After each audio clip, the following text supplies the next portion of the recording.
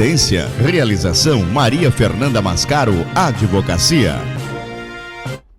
Doutora Fernanda, começou 2026. E aí, como foi de festa? Foi tudo bem, graças a Deus. Passeou bastante? Opa! Né? Tudo passa, né? Já estamos aqui em 2026 e nós vamos falar hoje, né?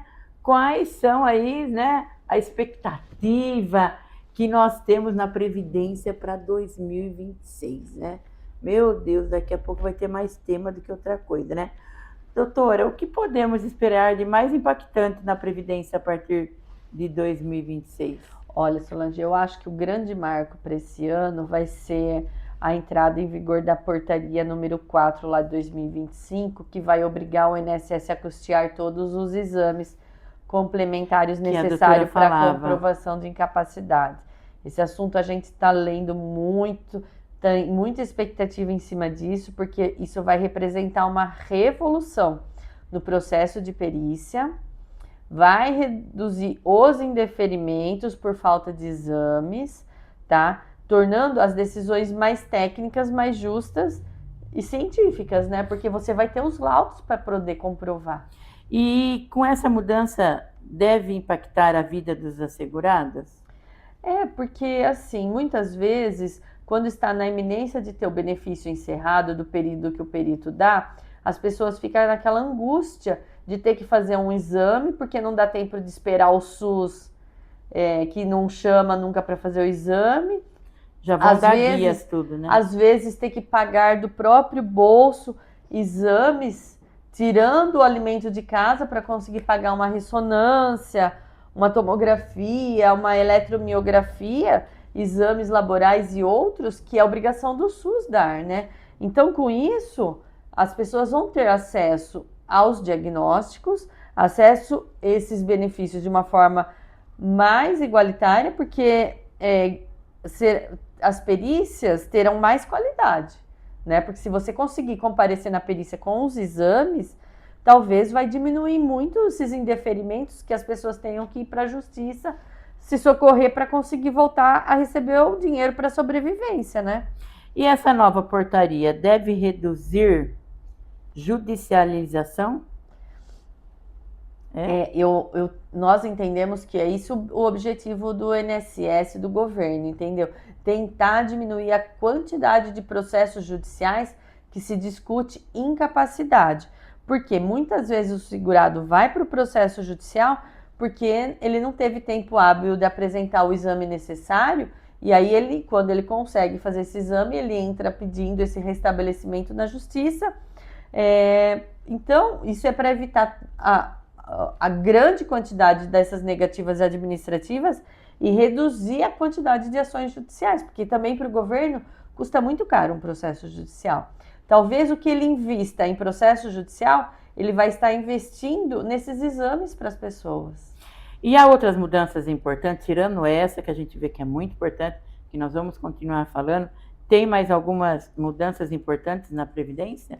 Essa avaliação multiprofissional, essa consideração dos aspectos físicos, sociais, esse caráter mais científico das perícias, eu acho que vai vir cada vez mais aprimorado, tá? Essa questão de considerar os quadros incapacitantes, as doenças com essas repercussões funcionais, isso tem evoluído muito e eu acho que ainda tem muito a evoluir, e eu acho que esse ano ainda vem mais aprimoramento nesse sentido, viu? E como a jurisprudência pode evoluir nesse ano que se inicia? Eu acho que a jurisprudência vai relativizar muito os laudos superficiais que o INSS tinha feito, sabe? Quando a gente pega para ler um laudo administrativo, você fala, nossa, mas por isso que a perícia é 5 minutos só. Pouco escreve, pouco questiona sobre umas questões.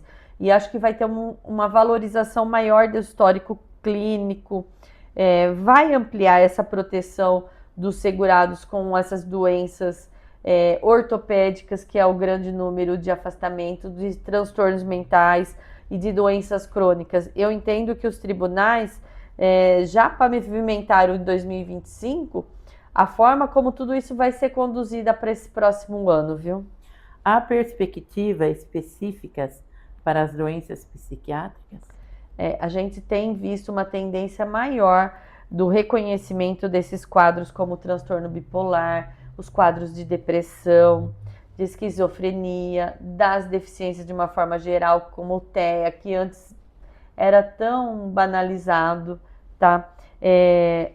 Tanto nos adultos, nos transtornos ansiosos. Se você conversar com as pessoas, todo mundo tem um pouco de ansiedade.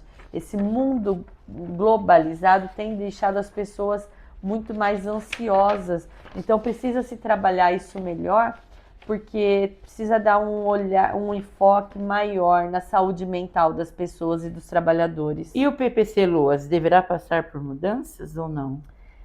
Vai passar, continua passando dessa avaliação biopsicossocial com base não no CID e na CIF, que é o Código Internacional de Funcionalidade, não é o Código Internacional de Doença, porque a deficiência não é uma doença, tá? Esse enfoque muito mais nas funções do corpo, nessa interação com a sociedade, como ela consegue conviver, quais são os aspectos sociais e ambientais que dificultam ela conviver em sociedade. A gente tem visto uma valorização muito maior dessas barreiras sociais, que é isso que impede. Eu lembro muito bem quando eu fui num congresso e o perito estava falando assim, se você considerar uma pessoa com deficiência no Brasil, é muito diferente do que você considerar uma pessoa com deficiência na Suíça. Lá você não tem tantas barreiras, a tecnologia, o meio onde ela vive está muito mais adaptado às necessidades delas. Porque se você for olhar, todos nós somos deficientes, todos nós temos nossas dificuldades e limitações. E quando o ambiente consegue respeitar muito mais as limitações de todo e qualquer ser humano, isso acaba sendo as barreiras superadas, a gente consegue conviver de igual forma como as demais pessoas. Então lá, deficiência, quem se enquadra mesmo como deficiência são bem menos do que aqui, porque aqui tem muitas barreiras. Aqui não se tem tanta acessibilidade, não tem muito acesso às informações, aos direitos, É isso mesmo? O Ateste-Med é isso? Né? O Ateste-Med é você pedir o auxílio doença com um atestado documental, você não tem que passar por perícia. Lembra? A gente tratou várias entrevistas sobre isso. Será ampliado ou não? A gente acredita que sim, viu, Solange? Porque virou uma tendência. Isso começou na pandemia e não parou mais.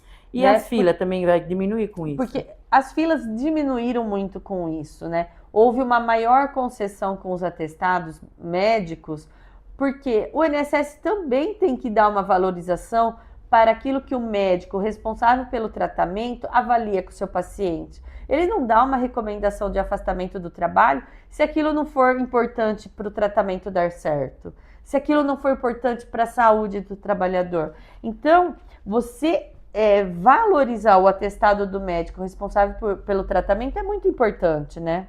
E para os advogados, muda alguma coisa? Que trabalha com previdência? Sim, porque assim, com o Ateste-Med, a gente sabe quais são os requisitos, nós temos o conhecimento da lei e das exigências da lei. Nós sabemos quando um atestado vem com todos os requisitos que vai dar certo no INSS ou não. Os médicos ainda estão buscando se aprimorar isso, porque os médicos não têm que saber o que o INSS quer, mas o advogado especializado em previdências tem que saber. Então a gente busca a orientação e a gente assessora muitas pessoas a buscar o laudo de qualidade, porque cada atestado que chega no escritório, que eu falo assim, você não passa nem na porta do INSS, quanto mais numa perícia. Então, assim, nós que sabemos disso, nós conseguimos dar um assessoramento para a pessoa realmente conseguir aquele afastamento necessário para o seu tratamento, né? O assegurado pode esperar do processo, o que ele pode esperar nas aposentadorias e nas revisões? Que vai andar mais rápido, que vai melhorar?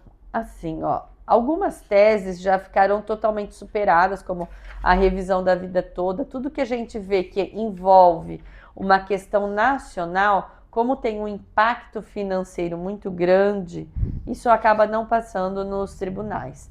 Mas assim, as revisões individualizadas por questões de tempo especial, reconhecimento de agentes nocivos, isso a justiça tem valorizado cada vez mais e dado direito às revisões individuais para cada caso. Aquilo que trata de uma tese nacional, a gente vê que quando chega lá em cima, porque tem um impacto financeiro, não passa muito.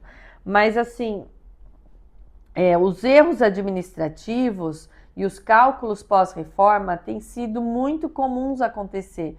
Então, você precisa buscar essa ajuda especializada para aquela pessoa que entende o que a lei manda você calcular, o que pode ser excluído ou não do cálculo para o melhor benefício. Essas são as teses do futuro para esse 2026. Doutora Fernanda, e para terminar, né, a nossa amiga Maria tem uma pergunta para você, porque tá todo mundo, porque ela já é aposentada, né, recebe benefício. Quer mudança, amiga? Vamos ver.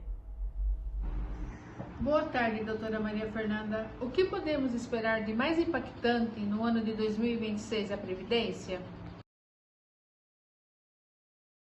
Só quer saber essas coisas, doutora. O que vai mudar aí? Assim, a gente espera mais segurança nas decisões mais técnicas, mais justas, né? Para que as pessoas não fiquem tão inseguras. Ai, vai cortar meu benefício?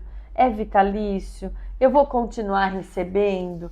Porque é isso que as pessoas mais perguntam, né? Então, assim, o que a gente espera é mais segurança do governo quanto às decisões, a essas reformas que sejam mais justas para os cidadãos e não só para os cofres públicos. Tem um carinho mais especial, né? Muito obrigada, doutora. Semana que vem estamos de volta. Se Deus quiser. É a última. Quiz da Previdência.